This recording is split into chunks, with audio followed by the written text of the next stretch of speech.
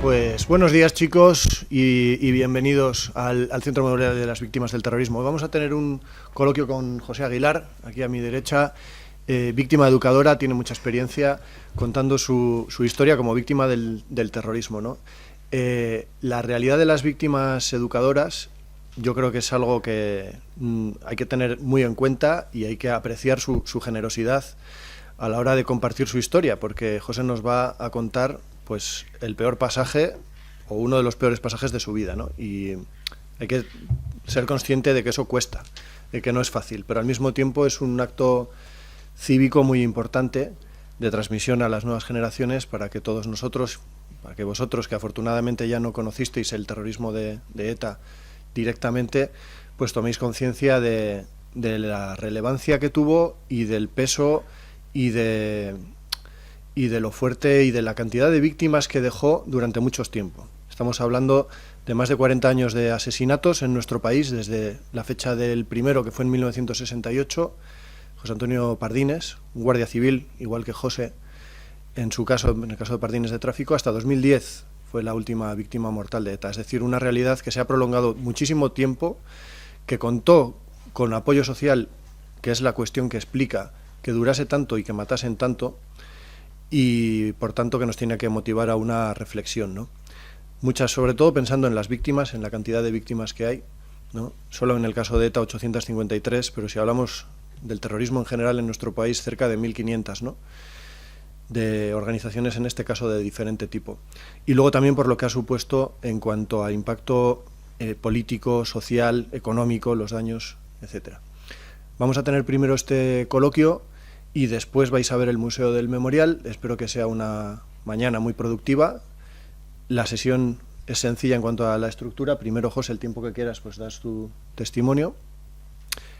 Y después esperamos vuestras preguntas. Así que os animamos a que, según vayáis escuchando su relato, toméis nota y aquellas cuestiones sobre las cuales queráis saber más, pues las preguntáis con total libertad, ¿vale? Gracias una vez más por estar con nosotros y, José, cuando quieras, adelante, muchas gracias también a ti. Gracias.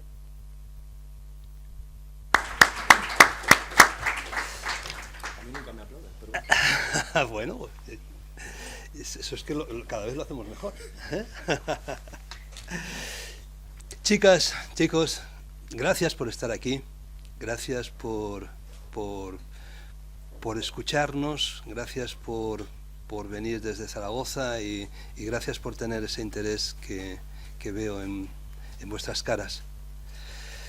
Bueno, como bien decía Raúl, yo soy una de esas víctimas de atentados terroristas. Raúl ha hablado de 853 personas que han perdido la vida a manos de asesinos de ETA y son más de 4.000 heridos los que se han producido todos estos atentados, ¿no? Yo soy uno de ellos. Yo soy José Aguilar. José Aguilar, el día 23 de diciembre de 1988, allá por la prehistoria, hace ya muchísimos años, vosotros no habíais nacido todavía. Yo tenía 26 años entonces, era cabo primero de la Guardia Civil, estaba destinado en un grupo de motos de todoterreno que actualmente se llama Seprona, entonces todavía no lo habían bautizado con ese nombre. Y bueno, pues éramos un grupo de 8 chavales jóvenes todos, con mucha ilusión, con muchas ganas. Nos gustaba mucho el monte, nos gustaba mucho la velocidad, nos gustaban mucho las motos y bueno, yo me encontraba muy a gusto trabajando en Alsasua. Un día 23 de diciembre del 88 fue precisamente la noche de la lotería. El día 22 es la lotería, esa misma noche, sobre las 2:30 de la mañana, hubo una serie de sincronicidades, una serie de circunstancias que hicieron que bueno, pues que yo tuviera que resultar herido en ese atentado, ¿no? Como os he dicho, eran las 2:30 de la mañana, yo estaba despierto, al día siguiente me iba de vacaciones para casarme ya con Carmen, la que iba a ser mi mujer, que Carmen estaba embarazada también en ese momento. Creo que es algo importante, que eso a mí me ayudó muchísimo con todo el procedimiento posterior de la rehabilitación y demás. Como os decía, estaba despierto, 2:30 no debería de estar despierto, debería de estar durmiendo y descansando, pero estaba despierto y en eso que oigo un zambombazo de una granada que explota contra el cuartel de la Guardia Civil de Alsasua. En ese momento en el cuartel estábamos 42 familias y entre ellos pues había más de 20 niños. Yo salgo inmediatamente, me voy a la oficina, me doy cuenta que no llevo las llaves, le doy una patada a la puerta y cojo mi arma reglamentaria, mi arma larga, y salgo directamente a unos depósitos de agua que había en las inmediaciones del cuartel. Estando allí puedo ver el resplandor de una granada que sale otra vez de los lanzagranadas que habían preparado para atacar el cuartel. Es difícil. Yo creo que vosotros, con vuestra bendita juventud, es difícil que os hagáis un poco la idea de lo que eran aquellos años, ¿no? Les han llamado los años de plomo. Eran años, en los años 80, que había semanas que había 2 y 3 atentados terroristas, ¿no? Había veces que venían pues políticos de Madrid a algún entierro, a algún funeral, y antes de volverse a Madrid, antes de llegar a Madrid, ya tenían que volverse porque había habido otro atentado. Eran años muy difíciles. Imaginaros pues, lo que puede suponer, ¿no? El que unas personas consciente y voluntariamente decidan provocar ese daño, provocar ese dolor contra un edificio que no saben ni quién vive, ni quién deja de vivir, no saben si hay guardias civiles, si hay mujeres, si hay niños. En ese momento les daba igual. Hubo atentados muy feroces como el de Zaragoza, por ejemplo, muchos años antes, el atentado también contra la casa cuartel de Vic, que circulan unas imágenes impresionantes de un guardia civil con un niño en brazos. Imágenes dantescas, imágenes esperpénticas, imágenes de mucho dolor y de mucho sufrimiento.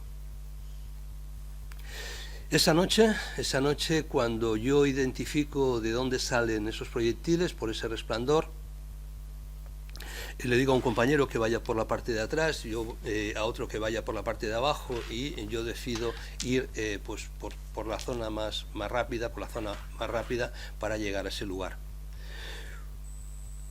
Hubo muchas circunstancias que espero que salgan luego en esas preguntas que decía Raúl, ¿no? Yo creo que lo mejor de mi relato son vuestras preguntas, sin duda.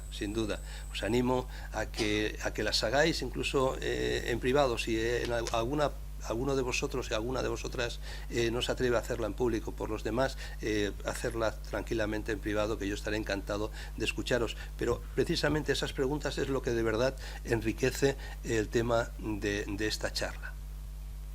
Hecho este paréntesis, os cuento, yo iba en dirección hacia donde había visto que salía esa granada, y cuando ya estoy llegando, que yo no llego a verlo nunca, porque estaba muy oscuro y bueno, pues no, como era normal, pues hasta que no estuvieras allí encima, pues no lo hubiera visto, ¿no?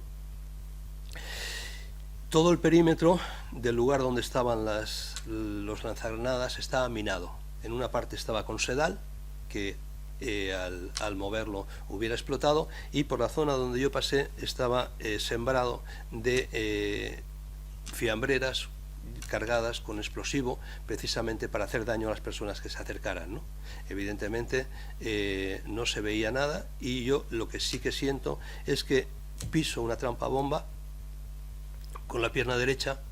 En ese momento se activa ese explosivo, y al levantar el pie es cuando explota, con lo cual me alcanzó las dos piernas. La pierna derecha la perdí, y la pierna izquierda perdí masa muscular, pero afortunadamente el hueso quedó intacto. Luego también los oídos, que también para las preguntas me tenéis que gritar un poquito, porque si no, no os oigo.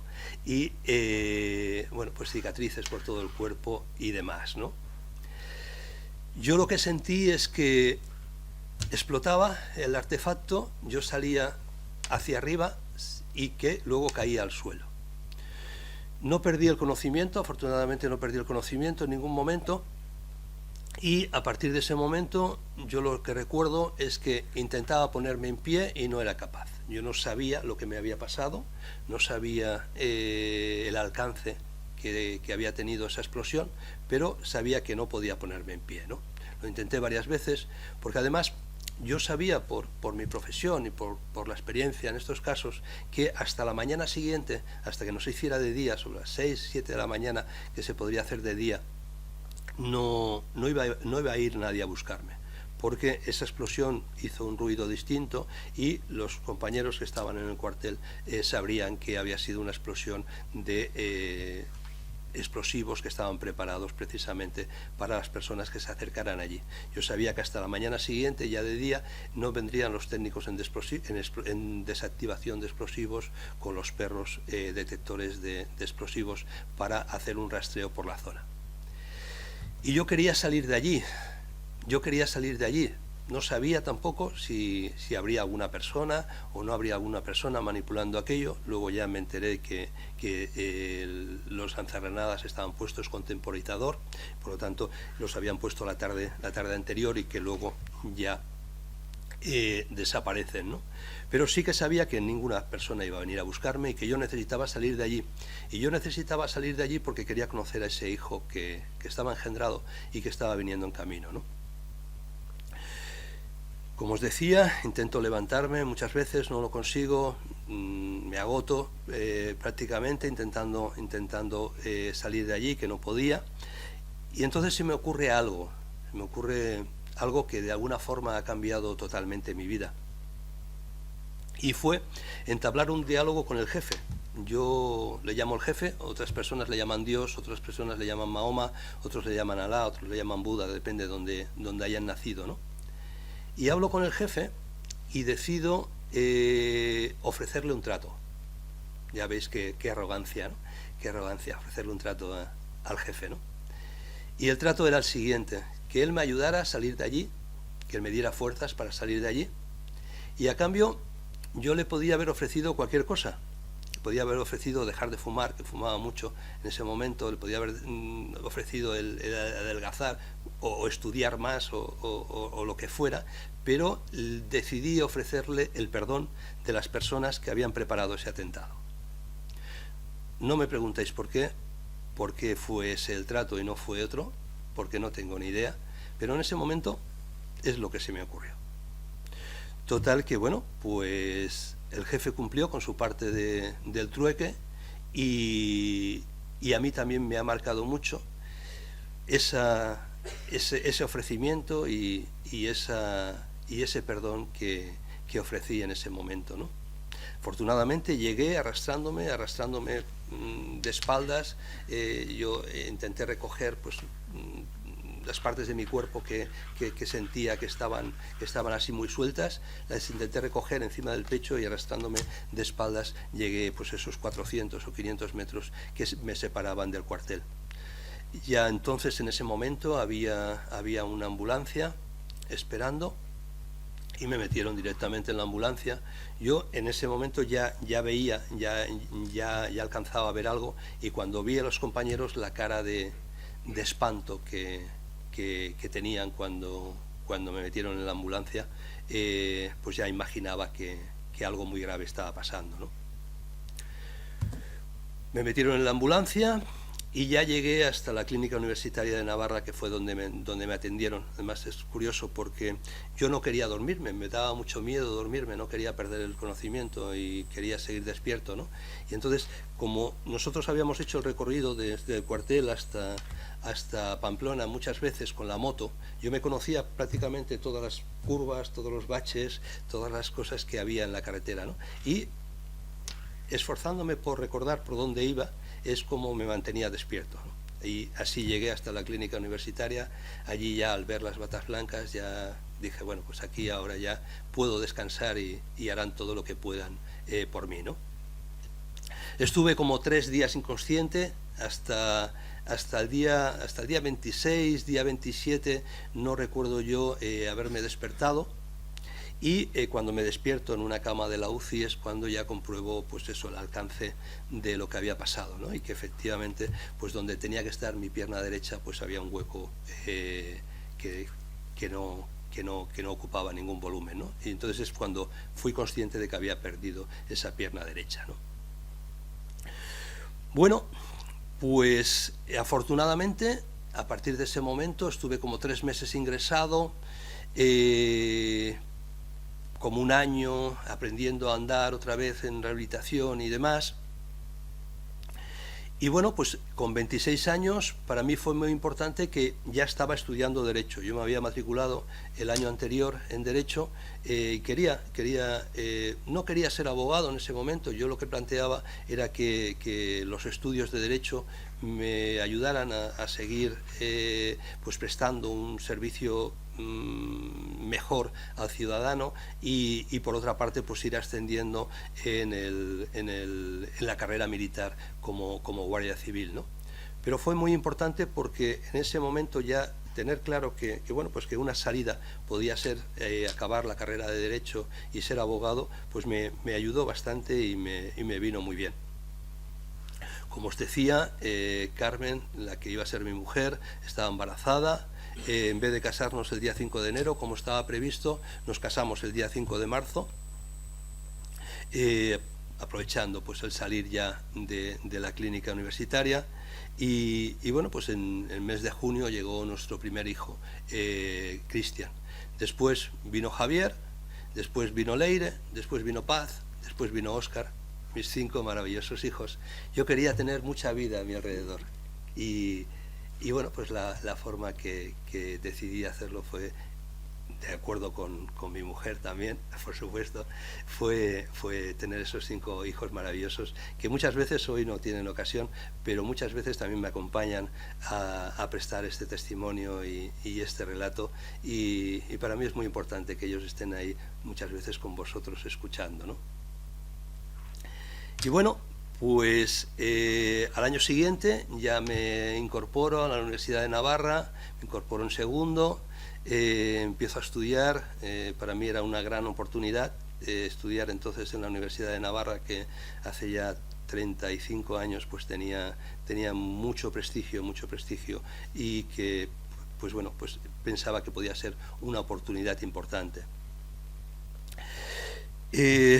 Acabo la carrera ya con 3 hijos, ya había llegado Leire y unos meses después de acabar la carrera ocurre también algo muy importante, ¿no? Un hito que marcó también de alguna forma lo que venía a ser después mi vida, ¿no? Que fue el juicio contra las personas que prepararon el atentado de Alsasua. Esas personas los detuvieron en la Foz de Lumbier, que también hubo un atentado, hubo un intercambio de disparos en el que murió un sargento de la Guardia Civil, José Luis Hervás, que también venía de Castellón como yo y que era una persona muy conocida, también estaba estudiando Derecho y nos habíamos matriculado juntos en Castellón y bueno, para mí fue muy importante, ¿no? esa pérdida de ese gran amigo. Incluso eso me hizo pensar en abandonar Navarra. Llegué a irme a Madrid, a matricularme en la Autónoma y a decidir irme ya del País Vasco y de Navarra, pero finalmente decidí que no, que debería de quedarme en Navarra y allí me quedé. Quizá luego en las preguntas sale el tema de por qué me quedé allí en Navarra y os contestaré muy gustosamente, ¿no? Para mí era muy importante seguir estando allí. Acabo la carrera y, como os decía, ocurre el juicio contra estas personas. Yo, en la Audiencia Nacional, le pido al presidente del tribunal, don Ciro García, le pido que quería hablar con las personas que iban a ser juzgadas. Yo tenía muchos porqués en ese momento. Quería saber qué es lo que les había llevado a preparar ese atentado en Alsasua esa noche. Quería saber qué es lo que habían sentido al escuchar en las noticias que un chaval joven de 26 años había perdido una pierna y que la cantidad de daño que podían haber sembrado. Tenía muchas preguntas que hacerles. Y el presidente del tribunal me dijo que no, que la Audiencia Nacional no estaba preparada para que yo pudiera mantener un encuentro con estas personas y que lo sentía mucho, pero que no podía atender mi petición, ¿no? Eso fue algo que se me quedó grabado también, de alguna forma se me quedó ahí pendiente, ¿no? Se hizo el juicio, yo estaba allí con la toga, con los abogados que estaban ejerciendo la acusación, y para mí fue muy importante mirarlos. Ellos estaban justo enfrente, en una especie de urna de cristal que nos separaba, pero yo intenté en todo momento mirarles a los ojos y buscar su mirada, pero no hubo forma de que ellos levantaran la mirada cuando yo los miraba, ¿no? Y yo que tenía muchas ganas de hablar con ellos. Total, que van pasando los años, afortunadamente me colegio como abogado, empiezo a ejercer, ocurren muchas cosas muy interesantes para mí profesionalmente. También me siento un afortunado en ese sentido porque he tenido ocasión de defender casos que han sido muy bonitos y muy relevantes. Y bueno, pues me he sentido muy bien como abogado, ¿no? Y empiezo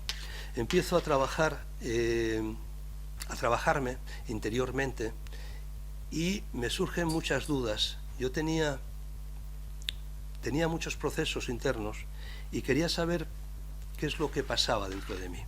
Yo quería conocerme, quería hacer una introspección y saber cómo, de alguna forma, lo que había ocurrido hacía ya muchos años, a los 26, ese atentado, cómo hacía cómo condicionaba de alguna forma muchas de mis decisiones, ¿no?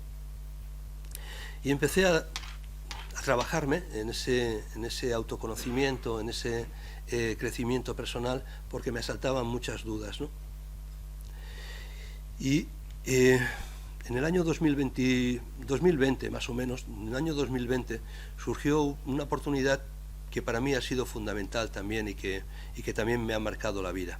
A través de unos amigos comunes contactan conmigo personas que eran facilitadores de justicia restaurativa, personas que habían intervenido, no sé si habéis llegado a conocerlo o no, y bueno, y queda reflejado también en la película Maisabel, que os la recomiendo vivamente. Son esas personas que ponen en contacto a presos de ETA con víctimas de ETA, ¿no?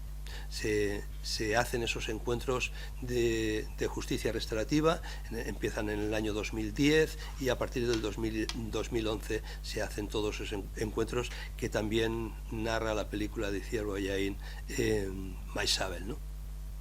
Os la recomiendo vivamente porque os puedo decir que esa relación tan especial que hay entre Maisabel y Ibon Etxebarrieta, el preso de ETA que interviene en el atentado, eso es real, no precisamente con esa persona, sino con otro miembro del comando, Luis Carrasco, pero que Maisabel y él tienen una relación muy personal, fruto de ese perdón profundo y sincero de Maisabel y de su hija María, que están participando en toda esta serie de procesos de justicia restaurativa, ¿no? Para mí fue muy importante entrevistarme con un miembro de ETA. Desafortunadamente no he podido entrevistarme hasta este momento, yo no lo descarto, quizá en algún momento sea posible. Por mi parte sí que estoy dispuesto, pero entiendo que esas personas que formaban el comando Nafarroa en aquel momento creo que no están dispuestos a ello, ¿no? Pero por mi parte sí que me gustaría, ¿no? Pero había otra persona, vamos a llamarle Iñaki, que estaba en la prisión de Burgos. No es su nombre, no es Iñaki, pero vamos a guardar esa confidencialidad. Y esta persona hacía ya varios años que había manifestado que deseaba entrevistarse con un miembro de las fuerzas de seguridad del Estado que hubiera resultado herido en un atentado, ¿no? Y bueno, después de un proceso de facilitación, primero trabajan el tema con el victimario, con la persona que ha producido el dolor, y luego se entrevistan con la víctima, en este caso conmigo, y preparamos ese encuentro que se hizo el día 19 de marzo del 2022. Para mí fue muy importante, y me vais a permitir que os cuente una pequeña confidencia que para mí es muy importante, ¿no? Cuando yo llego a la prisión de Burgos, después de pasar el control de metales y el control de identidad, yo había decidido ir sin la prótesis. Hoy me habéis visto andar con normalidad, con esa prótesis ortopédica que llevo, pero en ese momento iba con las muletas. No quería tener ningún tipo de ayuda extraña y quería mostrarme tal y como era, ¿no? Y llego a ese encuentro y cuando ya estoy aparcando, aparece una persona, un funcionario, que lo veo que me está esperando, ¿no? Yo me retraso un poquito en salir del coche y demás con las muletas, y cuando ya salgo del coche sale otro compañero del interior de la prisión y se dirige a ese funcionario y le dice: Jacinto, no te preocupes que ya me hago yo cargo de él y le acompaño. Para mí se me encendió una lucecita muy importante, ¿no? Jacinto era el nombre de mi padre. Jacinto no es un nombre habitual, pero bueno, pues ese funcionario se llamaba igual que mi padre. Yo, para mí, internamente, era que mi padre me estaba acompañando allí, me estaba dando permiso para hacer ese encuentro y me estaba ayudando a entrar en la prisión, ¿no? Además, esas coincidencias que no existen, yo les llamo sincronicidades. Después, cuando ya termina el encuentro, pregunto por él para saludarle, porque no había tenido ocasión de hacerlo antes, y me dicen: pues mira, José, acaba de salir detrás tuyo y ya se ha ido, que ha terminado el turno, ¿no? Para mí, personalmente, mi padre, Jacinto, estuvo acompañándome desde que entré en la prisión hasta que salí.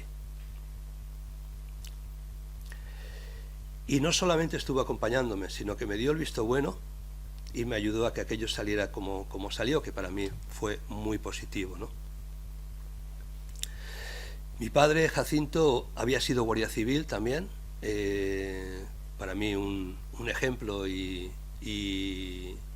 un modelo de admiración del trabajo y de la superación que había supuesto para él el ser guardia civil.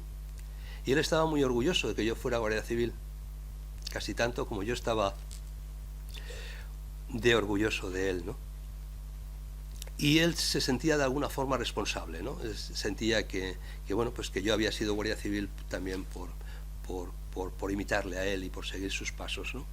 Y él se sentía muy mal cuando me veía sin prótesis, cuando me veía con dificultades, cuando veía que no era capaz de coger a uno de mis hijos en brazos y ponerme a andar por la calle con ellos, ¿no? Por miedo a caerme, por miedo a tener un resbalón, por miedo a poder hacerle daño, ¿no? Con esas dificultades del día a día, él se sentía muy mal, ¿no?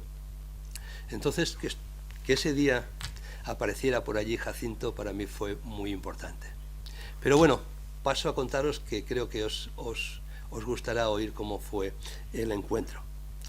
Entramos en una sala, yo estaba apoyado en la pared, porque había dejado las muletas, no habían tenido en cuenta que yo podía llegar sin muletas y que bueno, pues que habían elegido una sala que estaba en la segunda planta y bueno, pues me costó de alguna forma subir. Allí en la prisión no hay ascensores, es una prisión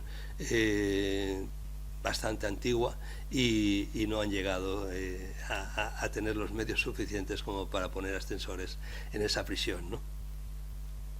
Y estaba, pues eso, descansando y apoyándome allí en la pared, y entonces apareció esta persona con la que yo iba a tener el encuentro, que vamos a llamarle Iñaki. Yo lo sentí un poquito nervioso, me rodeó un poquito, no se atrevía a acercarse, al final se acerca, me ofrece su mano para saludarme, y yo le dije que no quería darle la mano. Y me lo acerqué y le di un abrazo. Tampoco me preguntéis por qué le di un abrazo, eso no estaba previsto, no pensé en ningún momento que lo iba a hacer, pero lo hice.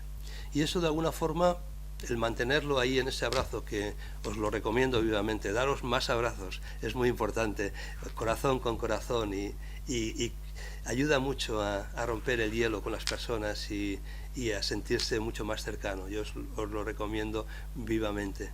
Ahí tuvimos ese primer abrazo, yo incluso lo sujeté un poquito más porque quería que ese abrazo fuera sincero y íntimo, ¿no? Y a partir de ese momento nos sentamos alrededor de una mesa, los dos facilitadores al lado y él y yo, uno delante del otro. Todo cambió, todo cambió. Cuando dejas de cosificar a una persona, cuando le pones cara, cuando le miras a los ojos y lo ves como lo que es una persona, ¿no? Una persona. No lo ves como lo que ha llegado a hacer esos hechos por los que estaba en prisión, ¿no? Sino lo ves como una persona que a la vez tiene unos padres, que tiene unos hijos, que tiene una familia, que tiene unos hermanos y que en un momento dado ha podido cometer hechos atroces, por supuesto, ha podido cometer hechos atroces, pero esa persona ya no es esos hechos que ha cometido.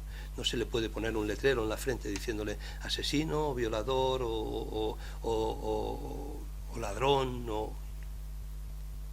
o el delito que haya cometido. Es una persona. En ese momento era Iñaki, que me contaba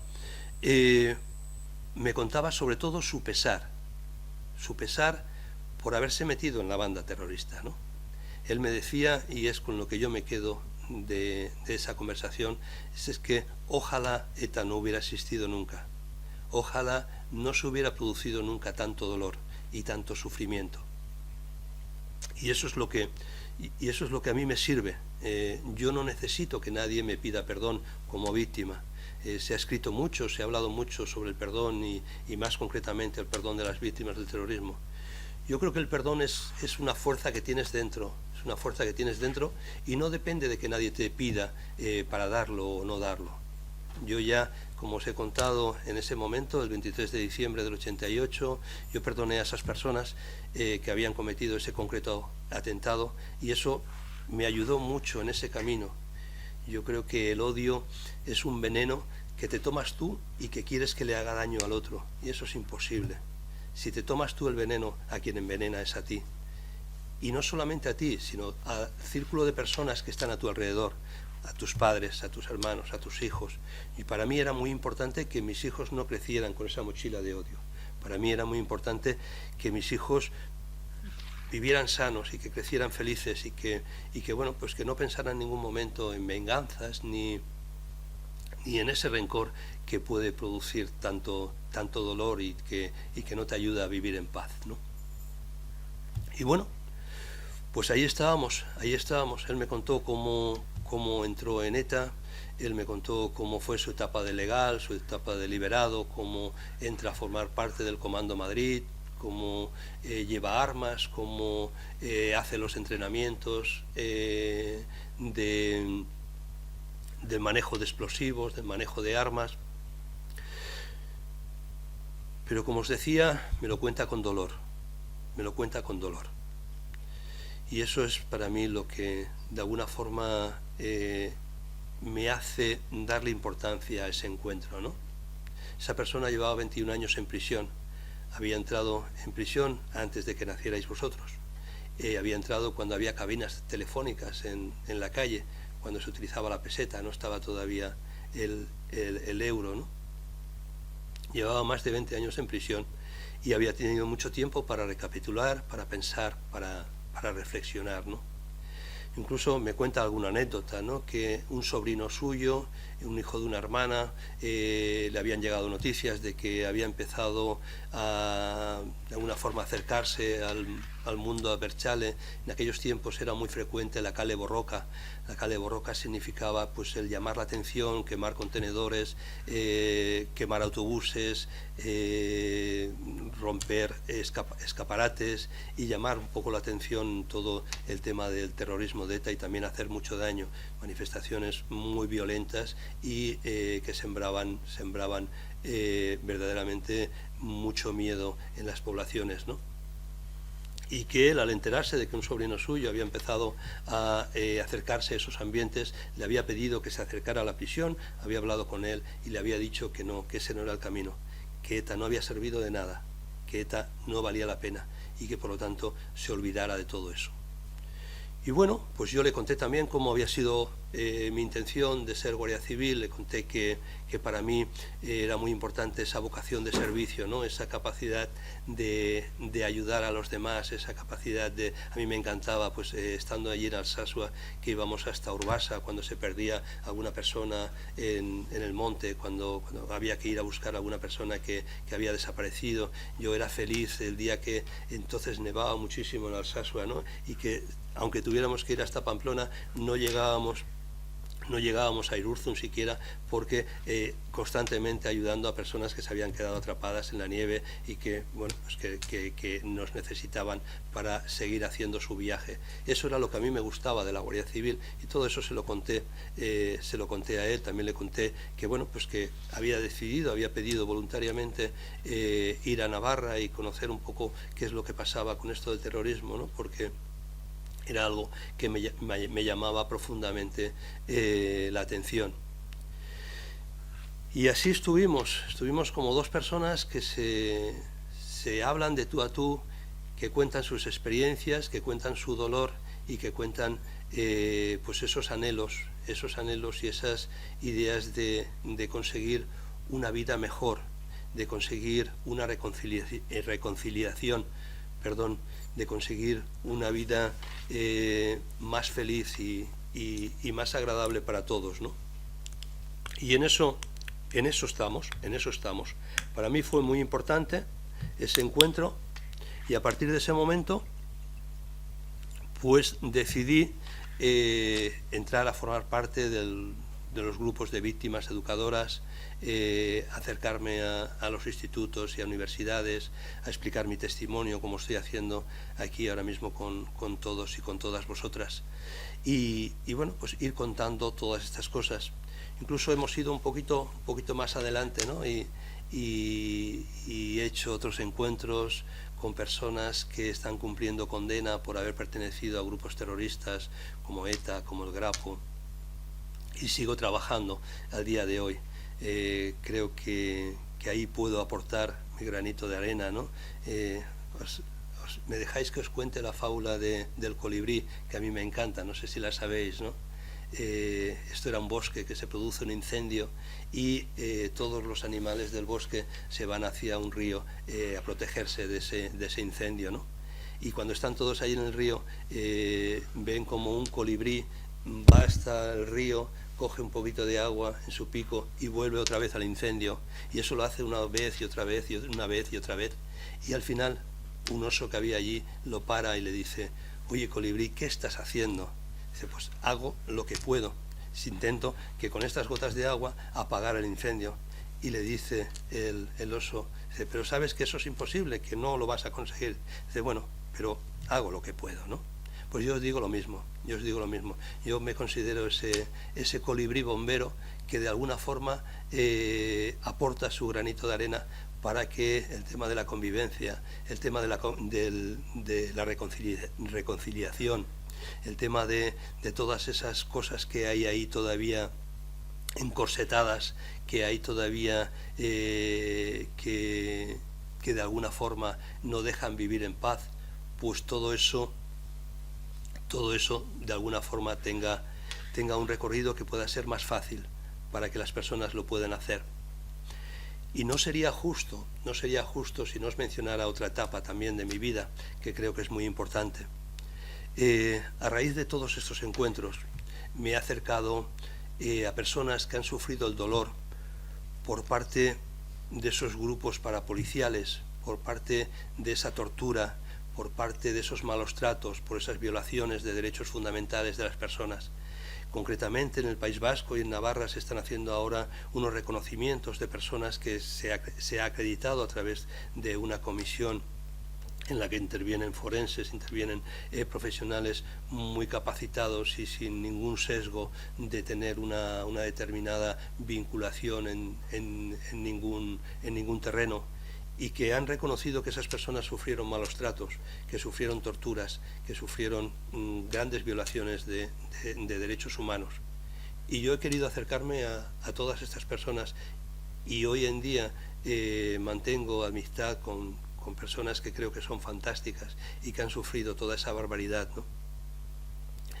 Y juntos juntos estamos intentando provocar ese nunca más atentados, nunca más torturas, nunca más malos tratos, nunca más violaciones de derechos fundamentales. Y en este mundo tan polarizado que todos estamos viviendo, con guerras tan bárbaras, Israel, Palestina, Gaza, URSS, Ucrania, intentar que todo eso se deje ya en paz, que podamos vivir todos en paz y que de alguna forma cada uno aportemos. Y aquí os recomendaría, si me permitís, que os involucréis en las cosas que pasan a vuestro alrededor, que no permitáis nunca que se maltrate a otra persona, no permitáis nunca que se haga bullying, no permitáis que se haga daño a otra persona delante vuestro, ¿no? Que no miréis hacia otro lado, porque en el tema del terrorismo, como bien decía Raúl antes, si ha durado tanto tiempo, desde finales de los años 60 hasta el 2010 que se produjo el alto el fuego, si ha durado tanto tiempo fue porque verdaderamente había mucha gente simpatizante de ello, pero la gran mayoría eran esos indiferentes, esas personas que miraban al otro lado cuando ocurrían todas estas cosas. El no salir a la calle, el no decir basta ya, el no decir ese no es el camino, también ha ayudado a que el terrorismo se mantenga durante tanto tiempo. Y de ahí mi invitación, no es una recomendación, es una invitación, ¿no?, a que os impliquéis, que no pasemos por la vida de puntillas, sino que nos impliquemos. A veces no es fácil, pero seguro que si vamos creando ese hábito vamos a tener una sociedad un poquito mejor. Y agradeceros muchísimo esa escucha atenta, esa escucha tan limpia que me estáis mostrando. Y aquí estoy enteramente a vuestra disposición para cualquier duda, cualquier aclaración, cualquier cuestión que queráis preguntarme. Gracias, gracias, gracias.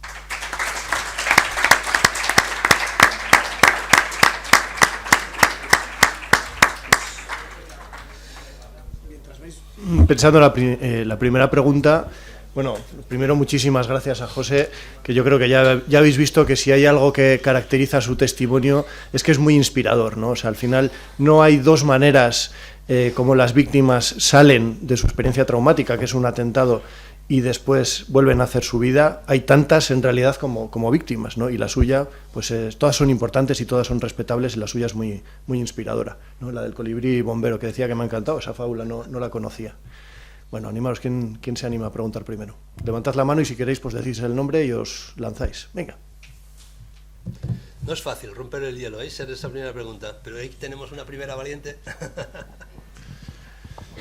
Hola, a mí me gustaría preguntar, aunque para ti pues, fue fácil perdonar, ¿cómo ha sido la experiencia para tus padres o tu mujer? Si también si lo han hecho, si han llegado a perdonar, o si ha sido fácil para ellos, porque no es lo mismo un ser querido que tú mismo. Gracias. Dime tu nombre, por favor. Leire. Leire. Qué bonito, tengo una hija que se llama Leire. Gracias. Qué bueno. Muy navarro. Gracias, Leire. Pues me parece muy importante tu pregunta, porque es que además ellos son víctimas igual que yo. Mis familiares lo han pasado muy mal. Y respecto al perdón, pues hombre, el perdón es algo muy personal.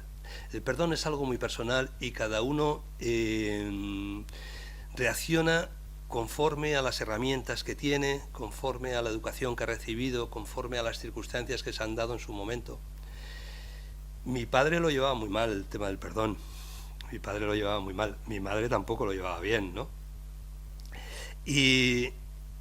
Pero mis hijos sí. Mis hijos, bueno, han crecido ya viéndome sin piernas, o sea que para ellos que su papá no tuviera pierna pues era algo normal y algo habitual, porque no me habían conocido nunca con pierna, ¿no? Por supuesto que han conocido todas mis dificultades, me han visto cuando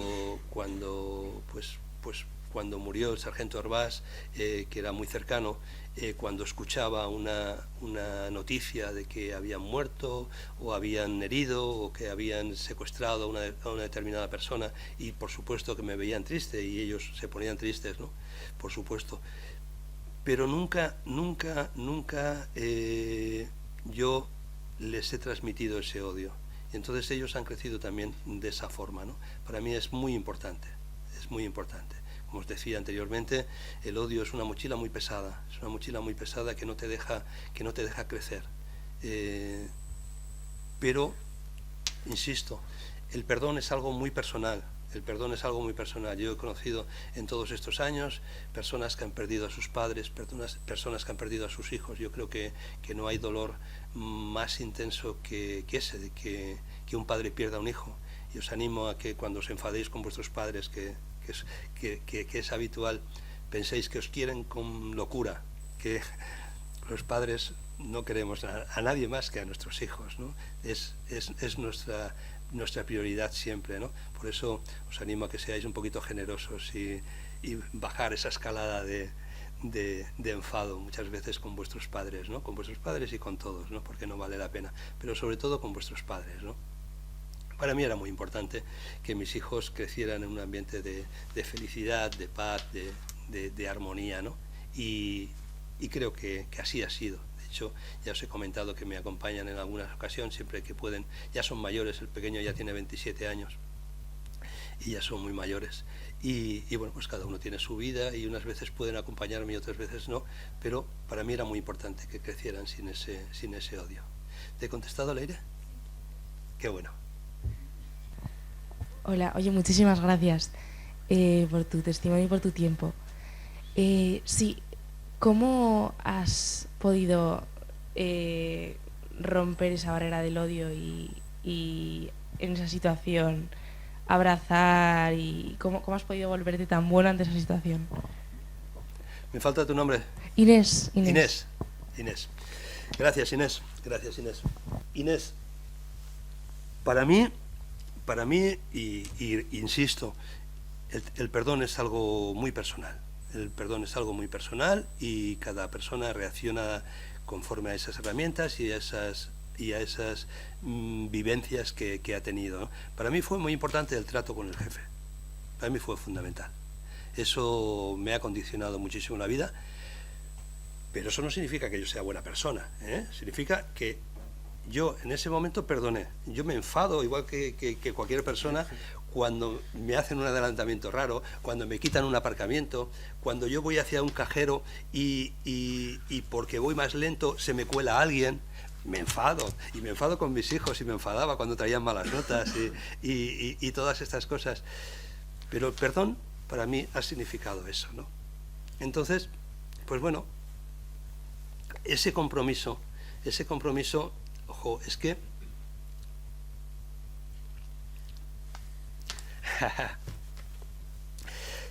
lo que recibí fue muy grande. Recibí la posibilidad de vivir. Recibí la posibilidad de salir de allí vivo. Recibí la posibilidad de tener esos 5 hijos maravillosos. La posibilidad de estar aquí con vosotras y con vosotros hoy. Eso está aquí todos los días. Entonces, pues bueno, pues fue muy fácil. Para mí fue muy fácil. Y el ver que yo estoy muy metido en la justicia restaurativa, que si alguno de vosotros el día de mañana os puede interesar, yo creo que incluso te hace mejor persona. Ese ejercicio, hay algo muy importante. Para mí hay algo muy importante que quería también transmitiros, ¿no? La escucha, el escucharnos los unos a los otros con los 5 sentidos, mostrando que el que tienes delante y que te está contando algo te importa. Eso te hace mucha mejor persona y te ayuda a ser mejor. Y eso yo lo he ido practicando en la justicia restaurativa. Actualmente participo de la mano de una asociación como voluntario, una asociación que está haciendo un trabajo maravilloso que se llama AME, Asociación para la Mediación, el Encuentro y la Escucha. Participo en procesos de justicia restaurativa en distintas prisiones, con personas que han cometido delitos graves, que han matado, que han asesinado, que han robado, que se han dedicado al tráfico de drogas. Y cuando consigues escuchar a esa persona y ver qué necesidades había en ese momento en ellas que le llevaron a cometer esos delitos, cambia todo mucho. Y entonces puedes darle un abrazo. Entonces puedes darle un abrazo. ¿Te he contestado, Inés? Muy bien. A ti. Mira, hay más preguntas Bien. atrás. Hola, buenos días. Yo soy David y quería hacer una pregunta más sobre actualidad, y era ¿qué opinas de que ahora ciertos antiguos miembros de la banda de ETA tengan representación política en el Parlamento? Voy a acercarme, igual para la grabación. ¿Tenemos algún otro micrófono? ¿O Ese mismo. es el mismo? Ujú, sí. ¿Es posible? ¿Os importa, chicos?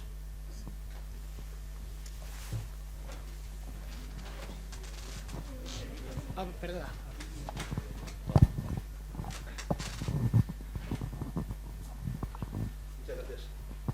David, mira, yo cuando era joven, cuando era guardia civil y después de ser guardia civil, yo siempre decía que ojalá la gente que preparaba esos atentados pudiera defender sus ideas en el Parlamento, sin necesidad de matar a nadie, sin necesidad de derramar ni una gota de sangre.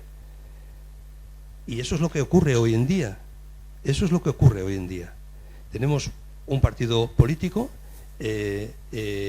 Bildu, que defiende unos planteamientos que nos gusten o no nos gusten, son los que defienden. Y tienen un sector de la población muy importante que apoya esas ideas. Gracias. Pero no hay violencia, no hay atentados, no hay daños, no hay sufrimiento. Entonces, cada uno puede defender sus ideas. Estamos en un país democrático, en un Estado de Derecho, que nos hemos dado esas reglas. Hay que respetarlas, hay que respetarlas. Yo no tengo por qué respetar la opinión de nadie. No tengo por qué, a mí no me va a convencer nadie que tenga unas ideas contrarias a las mías. Pero sí que debo de escuchar, o debo de permitir que haga esas valoraciones y que haga esos planteamientos, porque eso es lo que nos hemos dado. Eso es lo que nos hemos dado y es los cimientos de esa convivencia. Por lo tanto, adelante, adelante. Cada uno que defienda las ideas que quiera, pero siempre respetando a los demás, no provocando ese daño y ese sufrimiento. ¿Te he contestado, David? Gracias.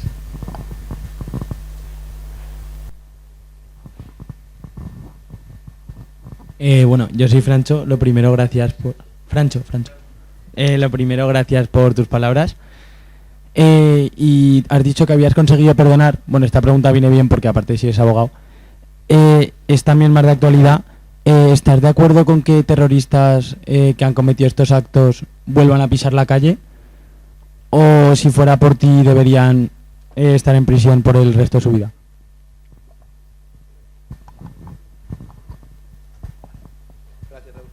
Gracias, Raúl. Francho, esa pregunta está muy relacionada con la de David. Estado social y democrático de derecho. Tenemos un código penal que castiga a las personas que han cometido unos determinados hechos. Y ese castigo es una pena de prisión.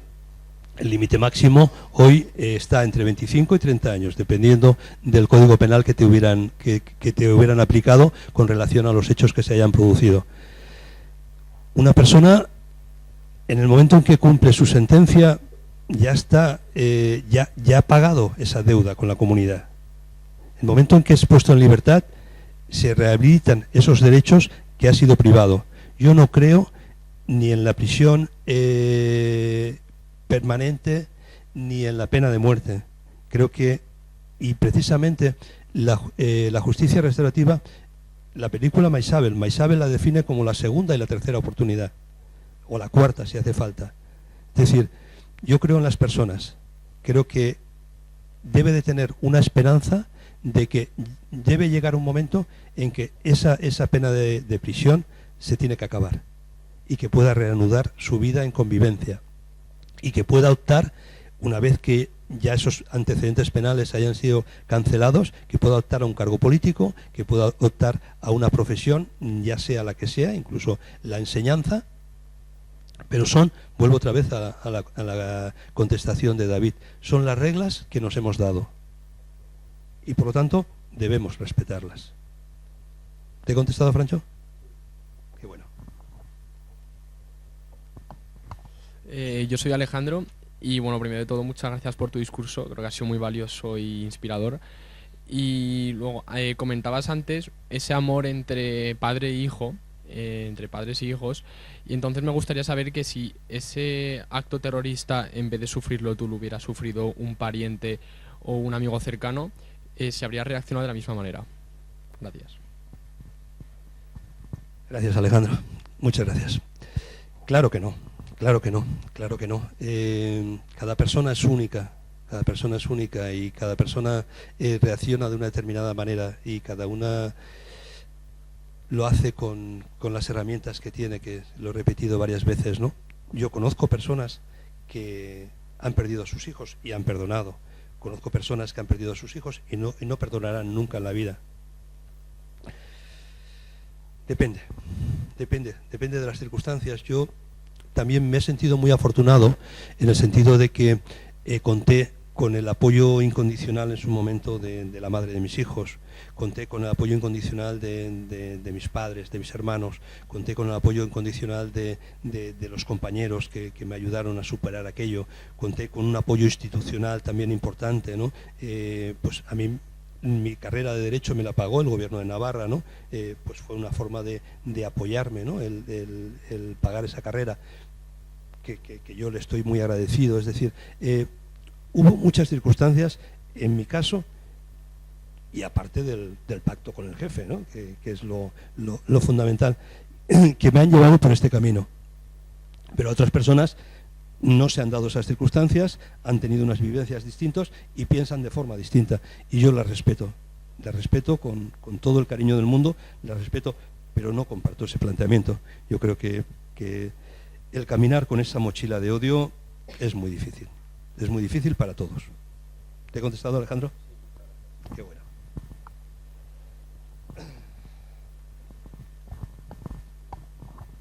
Bueno, yo soy Samuel. Muchas gracias otra vez. Como abogado, ¿ha llegado a tener que defender en juicio a un terrorista o a un asesino?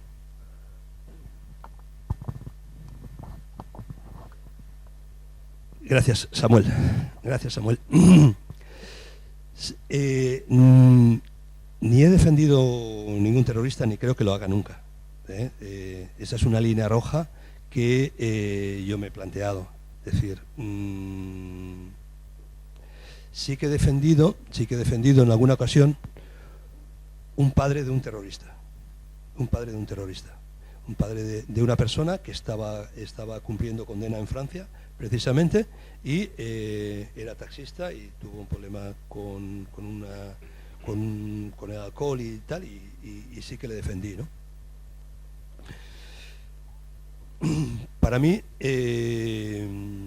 llevo 32 años ejerciendo derecho y bueno, pues hay clientes con los que empatizas y hay clientes con los que realizas una defensa técnica. Y eso me ha ocurrido, en mi carrera me ha ocurrido. Yo he defendido a clientes en los que creía firmemente y he defendido a clientes en los que, bueno, pues que creo que necesitaban la mejor defensa y por eso acudían a mí, pero no creía en los planteamientos que ellos decían, ¿no? Sí que he defendido casos importantes de muertes y he defendido casos importantes de tráfico de drogas, he defendido casos importantes de abusos sexuales, he defendido, yo creo que dedicándome a penal durante 32 años he defendido muchas cosas, pero hay clientes con los que empatizas y llevas esa defensa quizá un poquito más y otros en los que no. ¿Te he contestado, Samuel? Qué bueno.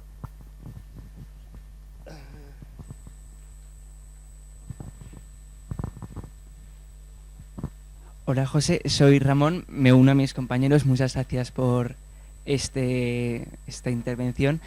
Mi pregunta es, en ese proceso de perdón, ¿no? Y de perdonar a los que cometieron tu atentado, ¿cómo afrontabas los nuevos atentados que iban sucediendo después de 1988? Pues el secuestro, por ejemplo, de Ortega Lara u otros asesinatos que sucedieron. Ramón, me has dicho. Ramón, gracias Ramón por tu pregunta. Pues con mucho dolor, con mucho dolor. Cada uno de los atentados, cada uno de los secuestros, cada uno de los hechos terroristas, por supuesto que me producía mucho dolor, mucho dolor. Y pensaba, volviendo a la pregunta de David, que cuándo acabaría todo esto y todas estas personas defendieran sus ideas en un parlamento, ¿no? Con el sistema democrático en vigor, ¿no? Desgraciadamente, pues fueron muchos atentados los que se produjeron después del mío, ¿no? Y el pensar en esas personas, esos huérfanos, esas viudas, esas personas que quedaban con ese dolor, era muy complicado. Era muy complicado. Pero bueno, pues eso, yo creo que el estar allí con mis hijos y el tener una familia tan bonita me ayudó mucho. Gracias, Ramón. ¿Te he contestado? Vuelvo a preguntar, ¿cómo viviste tú a la hora de que a lo mejor salieran los presos, sobre todo en Navarra, que hubiera gente que aplaudiera y que pues estuviera contenta de que esa gente pues haya vuelto y que de alguna manera fueran simpatizantes de ETA? El tema de los homenajes, los ongi etorris, bienvenido en euskera, es una línea roja importante. Yo incluso en ese encuentro que mantuve con Iñaki, le dije que era algo que me molestaba profundamente, ¿no? Que me causaba mucho dolor, ¿no? Una persona que había hecho tanto daño pudiera ser recibido como un héroe en su localidad, ¿no? Y él me decía que él compartía conmigo ese parecer y que él no estaba dispuesto a que le hicieran ningún recibimiento en el momento en que saliera de la prisión. Eso es un tema para nosotros, para las víctimas, muy duro, ¿no? Muy duro. El que, pues, no sé, imaginaros, ¿no? Y eso se ha dicho ya muchas veces, ¿no? Imaginaros que una persona que ha sufrido una violación reciban en su pueblo a esa persona que la ha violado como un héroe, ¿no? Es muy duro. ¿Te he contestado, Leire? Gracias. Muchas gracias. Bueno, yo soy Lucas.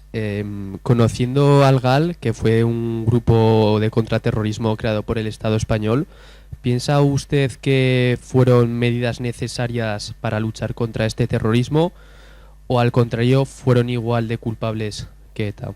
Gracias. ¿Me has dicho tu nombre? Lucas. Gracias, Lucas. Buena pregunta. Buena y comprometida, pero que contesto con mucho gusto, ¿no? Yo creo que el GAL fue un tremendo error. Fue un tremendo error. La violencia no se puede combatir con violencia. Volvemos otra vez a lo mismo, David, Fancho. Estado de Derecho, combatir la violencia con los métodos legales, con investigación, con policía preparada, con buenos profesionales, con buenos medios, con las medidas técnicas que sean necesarias.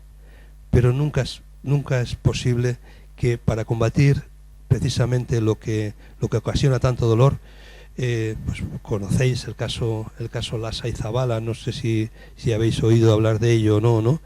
Dos chicos jóvenes de 20-21 años que fueron secuestrados por miembros de la Guardia Civil, por unos concretos miembros de la Guardia Civil en Francia, fueron trasladados al cuartel de la Guardia Civil de Ichaurrondo y al Palacio de la Cumbre. Allí fueron torturados salvajemente, de forma que al final los mataron porque no había forma de mantenerlos con vida, ¿no? y se los llevaron a Alicante y los enterraron allí con cal viva para que no se reconocieran las huellas y demás, ¿no? Pero finalmente se descubrió que eran estas personas, ¿no? Yo tengo muy buena relación al día de hoy con Pili Zabala, que es una de las hermanas de Yosin Zabala, y es una mujer maravillosa. Es una mujer maravillosa que ha dedicado su vida a buscar la verdad de lo ocurrido. Incluso ella ha hecho encuentros restaurativos. Hubo un policía muy significado en el GAL, que era Medo, y ha hecho un encuentro restaurativo con él. Incluso Pili Zabala ha estado en el cuartel de la Guardia Civil de Icharrondo recorriendo sus dependencias y ha estado allí hablando con los responsables de la Guardia Civil de allí de Icharrondo, ¿no? Yo creo que no se puede combatir el daño con daño. Nosotros tenemos que ser los sensatos, tenemos que ser los responsables. El Estado de Derecho debe de aplicarse y no permitir que nunca más ocurran estas cosas. Yo, en ese acercamiento que os decía hacia esas otras violencias, he estado en los reconocimientos que han hecho en Navarra. Primero hicieron un reconocimiento de 12 personas como víctimas de esa violencia parapolicial, ¿no? Víctimas de esas torturas, víctimas de esas desapariciones forzosas, ¿no? Y primero hicieron un reconocimiento de 12 personas y ahora recientemente hicieron otro reconocimiento de 41 personas. Y yo he querido estar allí a su lado, porque me he encontrado con personas que estaban sufriendo como yo. Estaban sufriendo, las circunstancias son distintas, pero el dolor es el mismo. Y eso une. ¿Te he contestado? Qué bueno. A ti.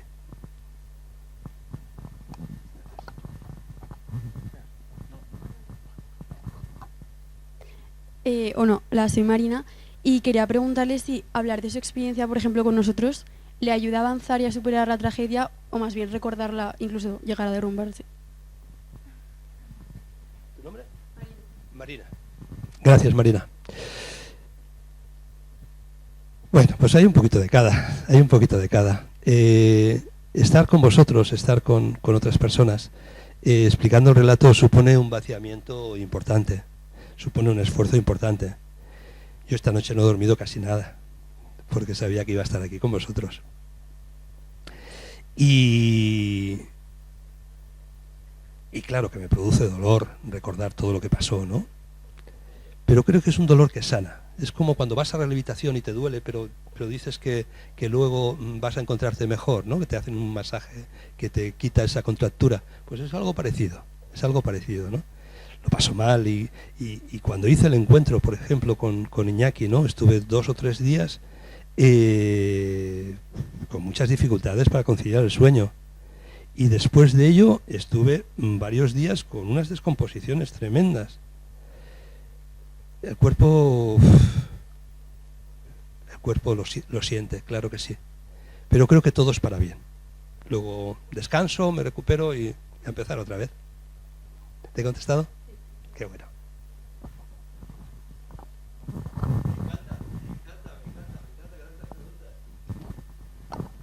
Hola otra vez.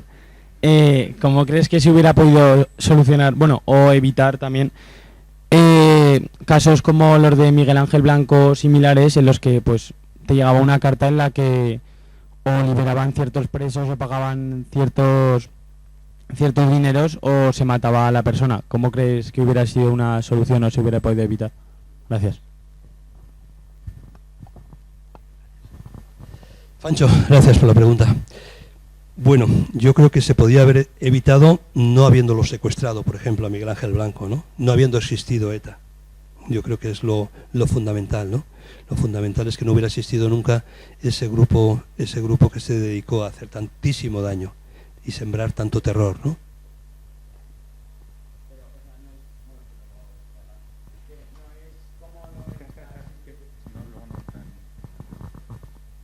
Sin que no es que no esté el grupo terrorista, sino cómo crees que debería actuar el Estado, porque claro, si pagas o liberas a ciertos presos lo van a seguir haciendo, pero si no lo haces, pues va a morir más gente. O sea, tampoco hay una solución concreta, pero ¿cómo crees que se hubiera podido evitar? Francho, volvemos otra vez al mismo círculo. Estado de Derecho. Estado de Derecho. Yo estoy seguro y que no saldrán nunca a la luz, y que las negociaciones que sabemos que se han hecho por parte de ETA y Raúl y el compañero que saben mucho de todas esas historias, ¿no? Hubo conversaciones en Argel, hubo negociaciones en distintos años, ha habido muchos contactos entre el gobierno y ETA para acabar con el terrorismo. Por lo que sea, pues no llegaron a fructiferar esos encuentros, ¿no? Yo creo que el Estado de Derecho no puede ceder al chantaje de nadie, pero dentro de las gestiones, de las conversaciones, se pueden intentar solucionar determinadas situaciones. Yo soy José Aguilar, yo no tengo la información a esa pregunta que tú me estás haciendo, ¿no? Se escapa un poco de mis capacidades, ¿no?, para contestar a esa pregunta, ¿no? Pero yo creo que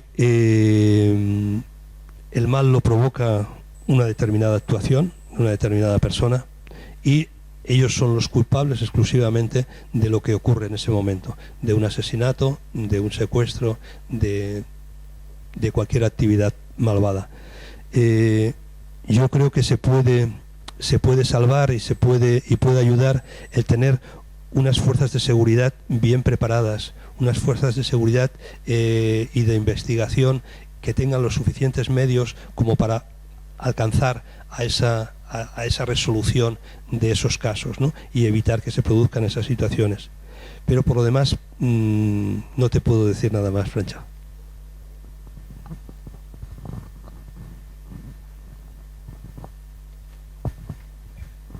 Hola, bueno, soy Martín y quería preguntar que si en España se volviese a hacer un grupo terrorista, ¿qué crees que habría que cambiar en el gobierno con respecto a cómo se afrontó el de ETA para poder erradicarlo o gestionarlo mejor?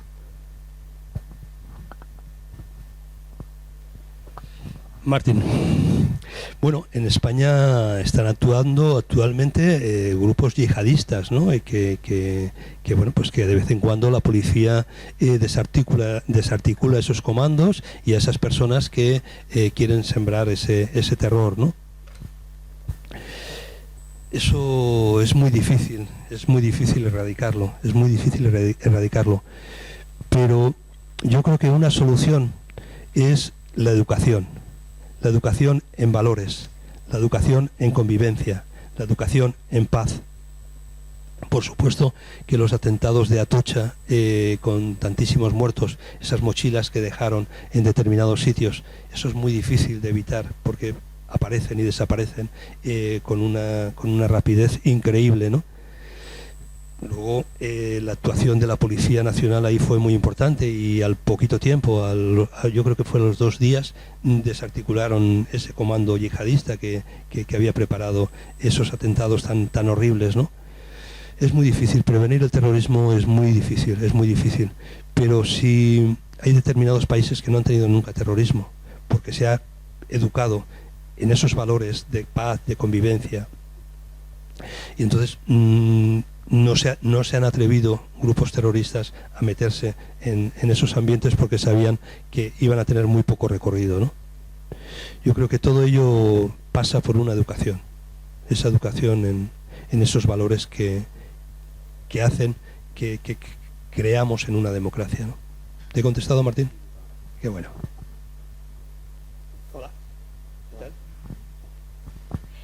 Hola, gracias de nuevo. Yo me llamo Natalia y yo quería preguntarte sobre ese periodo de rehabilitación, de recuperación en el hospital.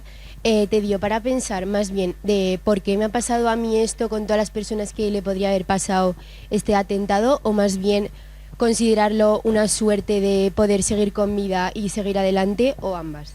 Gracias. ¿Tu nombre? Natalia. Gracias, Natalia. Me dio mucho tiempo a llorar y mucho. Yo, como os he dicho, tenía 26 años, me iba a casar, andaba en moto, me gustaba mucho hacer deporte, todos los días hacía 10, 12 kilómetros, y encontrarte de la noche a la mañana con esa situación fue difícil, fue muy difícil.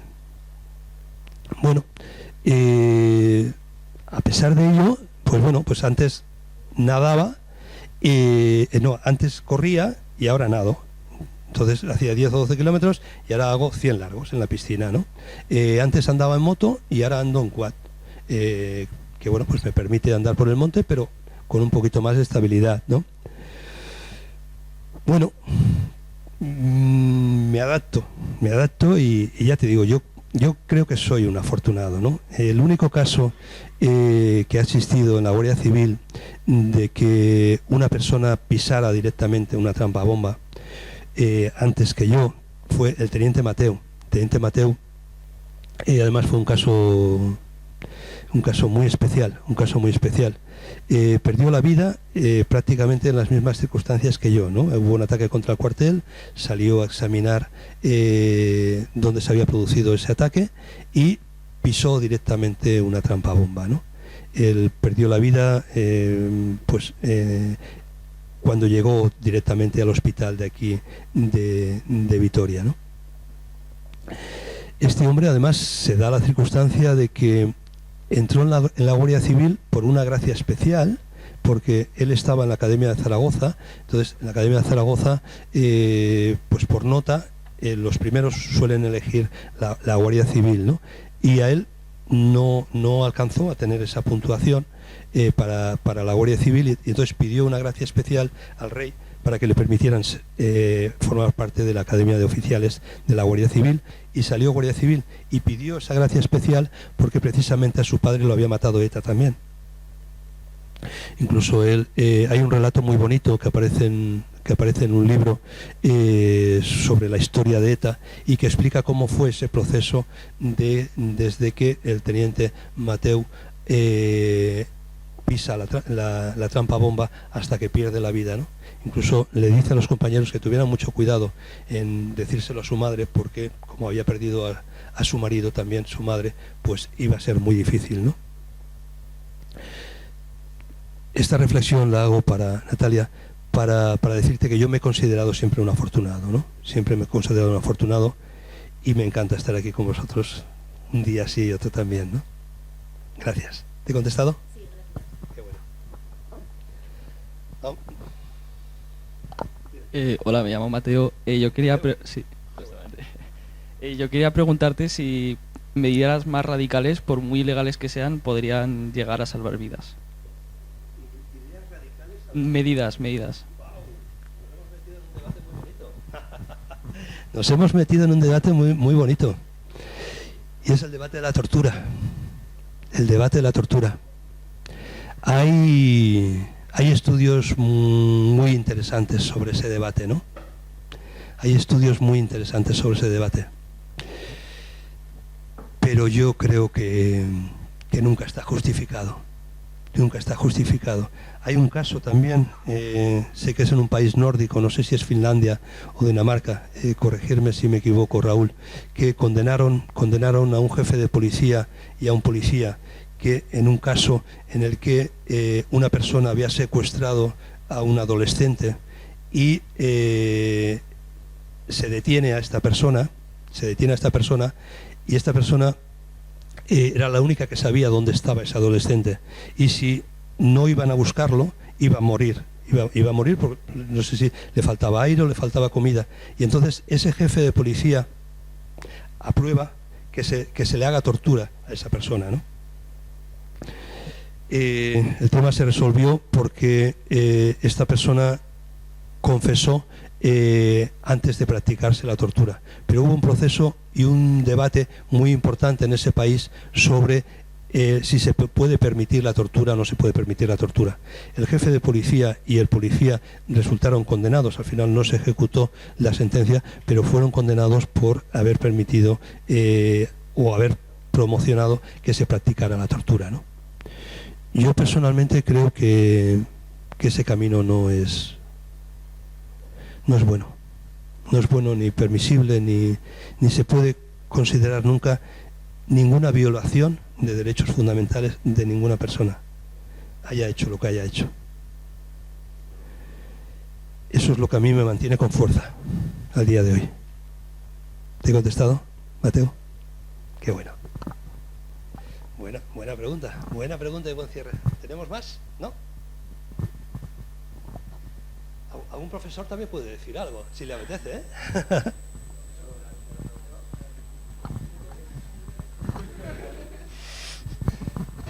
Hola, me llamo Jesús. Ellos ya me conocen y han dicho que empezamos. Bueno, sí que vamos a comer, que voy a ser muy breve. Solamente es, a lo mejor como un broche de cerrar, una imagen que has, un comentario tuyo que para mí es fundamental, que el odio es un veneno que te comes tú y que no afecta para nada a la persona odiada, sino que el que odia es el que realmente lo sufre.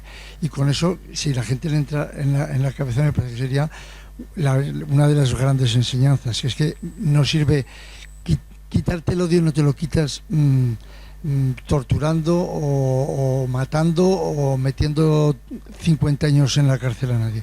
Ese odio no te lo vas a quitar y vas a estar sufriéndolo permanentemente. Entonces yo creo que tanto la imagen del colibrí como la del el odio, que es tu propio veneno, serían dos grandes enseñanzas que esperemos que ellos entiendan, porque desgraciadamente hoy en este mundo tan polarizado parece que resolver las cosas tiene que ser de hoy para mañana, drástico, ras. No, las cosas llevan su proceso y que escuchar, yo lo siento, que me escuchéis muy a menudo, pero escuchar es lo más importante de lo que tú nos has enseñado. Y te lo agradecemos enormemente.